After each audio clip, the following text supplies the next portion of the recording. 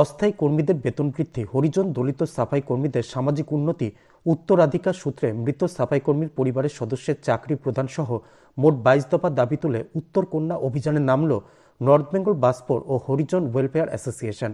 আন্দোলনকারীদের পক্ষে গৌতম বাসপোর বলেন, তাদের সামাজিক উন্নয়ন চাই, তাই একাধিক দাবিতে উত্তরকন্যা অভিযান শুরু হয়েছে।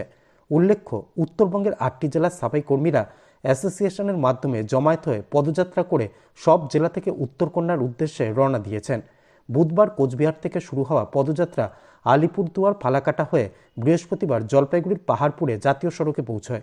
এরপর জলপাইগুড়ির সদস্যরা একজোট হয়ে ফাটাপুকুরের উদ্দেশ্যে রওনা হন। ফাটাপুকুরে রাত্রি যাপন করে শুক্রবার হরিজনদের সামাজিক উন্নয়নের জন্য উত্তরকন্যার উদ্দেশ্যে রওনা দেবেন। আমরা আজ জলপাইগুড়ি থেকে উত্তরকন্যায় যাচ্ছি। আমরা এই পদযাত্রা কোচবিহারে 26 ডিসেম্বর শুরু করেছিলাম। আলিপুর জেলা হয়ে জলপাইগুড়ি জেলার ফালাকাটা, ধূপগুড়ি, ময়নাগুড়ি হয়ে এখন আমরা জলপাইগুড়ি পাহাড়পুরে এসেছি।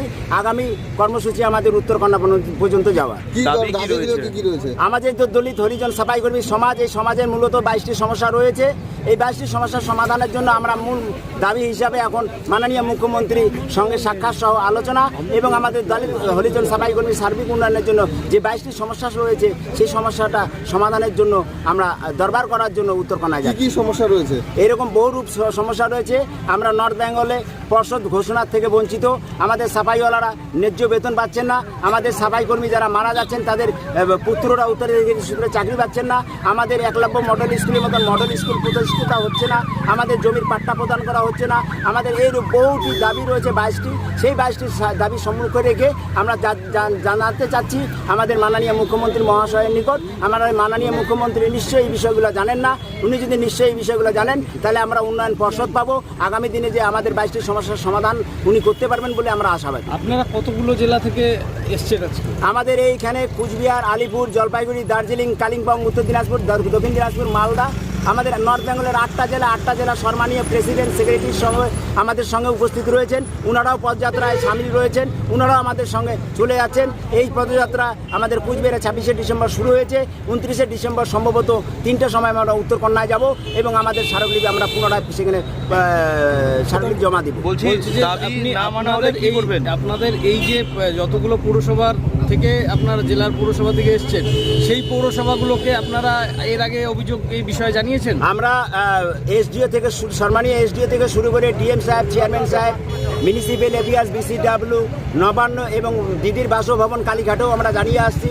আজকে 2014 সন থেকে আজকে 2023 আমাদের সার্বিক উন্নয়ন না হওয়ার কারণে আজ বাধ্য হয়ে দলিত সমাজ রাস্তায় নেমেছে।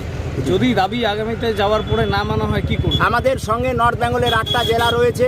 8 জেলার 8 জন সম্মানীয় প্রেসিডেন্ট সহ 8 জন সেক্রেটারি রয়েছেন।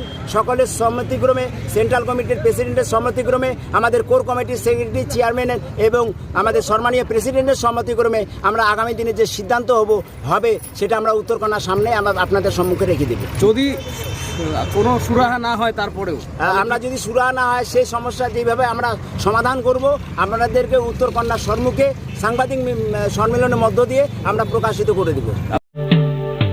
Delhi World Public School Siliguri campus is located at Ambari, which reflects a vibrant modern style with all the latest facilities.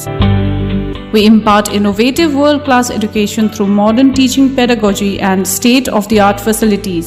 We follow CBSE curriculum, offer holistic development to the children in safe, caring environment. DWPS announces admission open for the upcoming session to the nursery to grade 9.